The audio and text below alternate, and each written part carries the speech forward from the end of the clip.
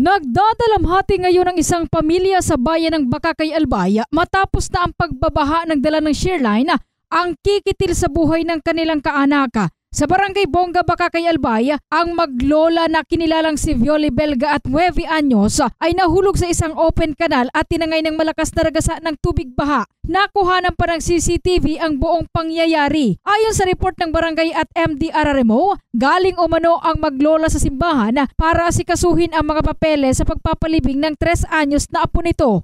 Nang papauwi na sana, nang dumaan ito sa lugar, aksidenteng nahulog ito sa open canal hanggang sa nakasama na sa ragasa ng baha. Natagpuan ang nasabing lola na wala ng buhay habang ang apo nito ay umaga na nang matagpuan sa isang ilog na sakop ng Purok 6 barangay Hindi ng nasabing bayan.